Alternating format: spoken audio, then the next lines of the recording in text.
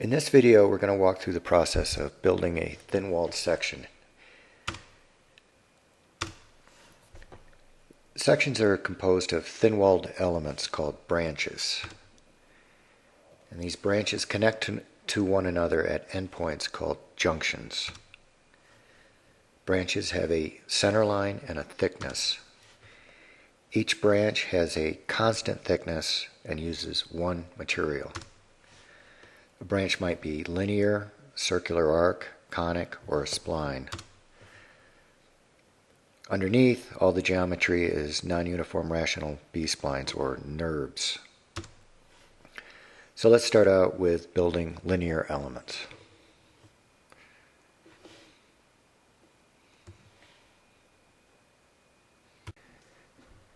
As we said in the overview, to create sections, you want to go to the Construction tab. And underneath the Branch Construction panel, you'll see the various types of thin-walled elements you can construct. There's a linear, circular arc, conics, splines, and then a fillet. So let's begin by creating a linear element. And if you haven't defined the units before, it'll ask you to pick one. In Release 1.0, we have two options.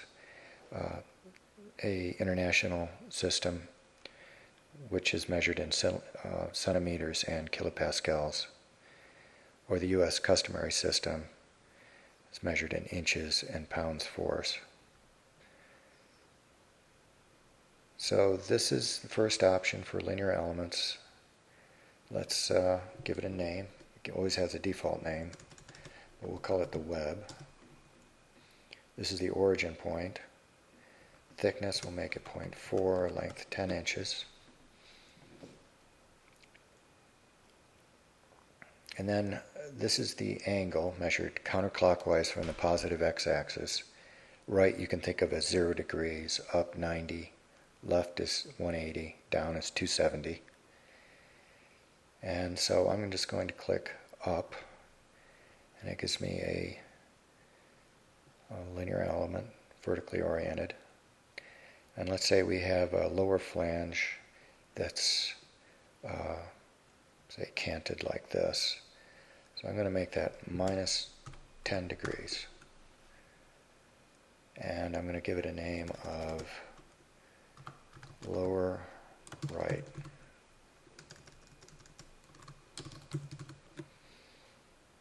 And I'm going to change that length to 4.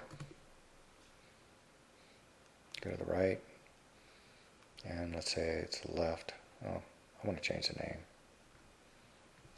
So I clicked undo and say lower left. I'm going to click left. Now if I click a junction point, the coordinates will go up here for the origin. And let's say the top flange is oriented like this. So I'm going to make that, say, positive 10 degrees. And I'll call it upper right.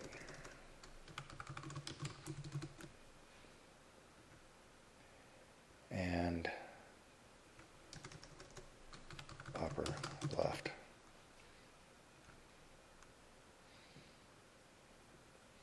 So undo will back out all of those. It's the same as this undo up here, but it's a little more convenient to have it on the dialog box. And if you ever want to see the IDs, turning on this option would allow you to see all the identifiers. And while I'm at it, rubber zoom works like this. Just draw a box. And it zooms in, full takes you back.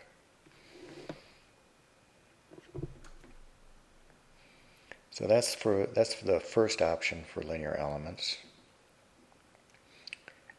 Second option is two-point line. I'll just use the default here. So if I click this point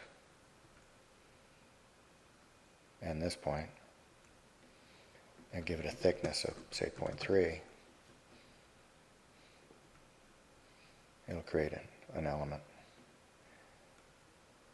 So now we have a section composed of one cell and these two appendages. So that's all there is to creating linear elements. It can be done very quickly. Now we'll walk through creating circular branches. So let's create a circular arc on this side of this section. So I'm going to pick circular arc. And you'll see it needs a name, a center point, a start and end angle, a thickness, and a radius. And whether you want to go clockwise or anti-clockwise. So I'm going to create a point midway between these 2 points for the center. So I'll click these 2 points. And you'll see these functions are now active. I'm going to add a point between, just 1 point. So construction points are green, junctions are red. If I click this point,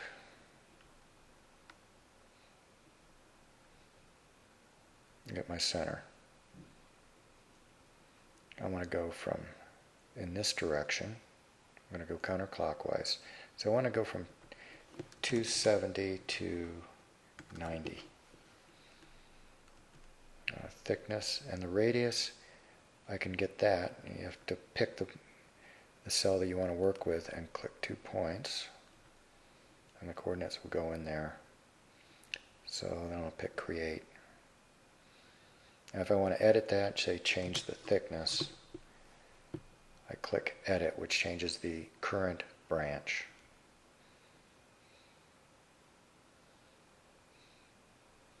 So that's a circular arc using a center point, a radius, and an angle.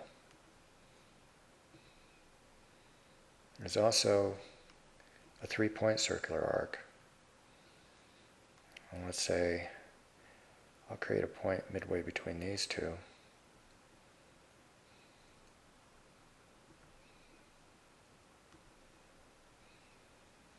Then I'll click the cell I want to work with. You can either click the X or the Y and say, pick that one.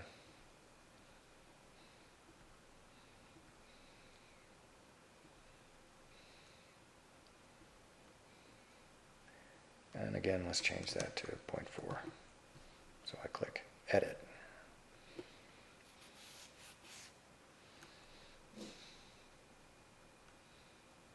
And those are your circular branch construction tools.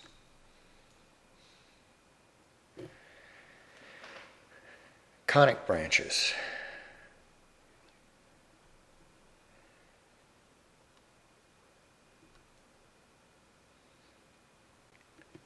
So this is a 3-point 2-tangent conic. And you notice that the angle for the tangents is measured counterclockwise from the positive x-axis. So we get the 2 endpoints and then a midpoint called a shoulder point. And that shoulder point has to be inside the triangle formed by the 2 endpoints and the intersection of the tangents. So you couldn't put your shoulder point up here. So I'm going to call this, say, leading edge. I'll pick, this is my first point. At this point I'll say, I'll use this coordinate for my y, and I will give it a, say, 10. So I want my mid-shoulder point out here. And then, so I'm clicking again on the cell, the x or y that I want the selected value to go into. I'm going to have a thickness. Okay, my angle 1 is 0 degrees, and angle 2 is 0 degrees. So the two, in this case, they're parallel. So you really wouldn't have to worry about where your shoulder point is. And then create. We could make that much larger.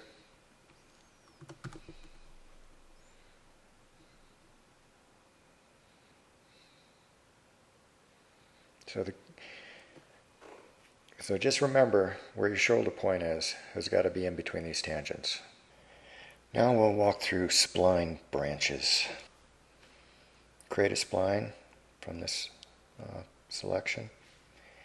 You see a spline consists of an arbitrary number of points and two tangents at the start and end. And a tangent is defined by ux and uy. Down here are your end tangents. ux1, uy1 refers to the start. ux2, uy2 refers to the point at the end, the tangent at the end. Here's your name, the thickness, and then these are the operations to add points.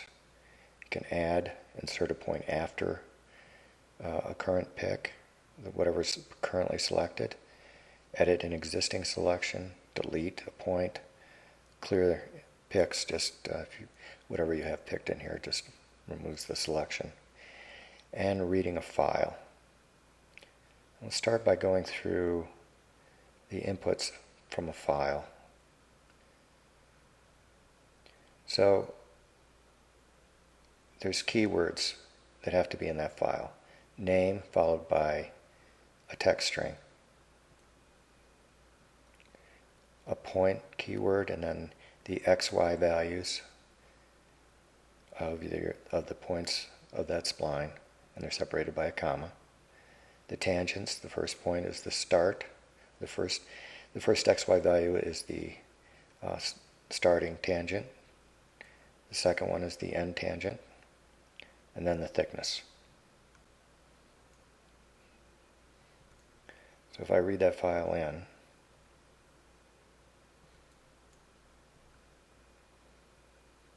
see those points that I gave, that data that I gave appears in here. Spline the points creates the spline. You can edit it. Okay, let's change that to a 1. Change the tangent. Let's say make that a 45-degree angle. Spline it.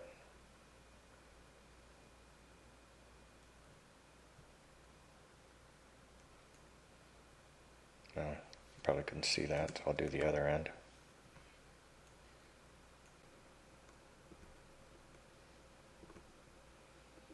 Finally, fillet arcs. Fillet arcs only applies to linear splines, and it creates a circular arc between two selected linear elements. So if I pick 2, this becomes active, and then all you do is give a radius. It's 10 inches high, so if I put in a radius of 3, it trims and puts that arc in place.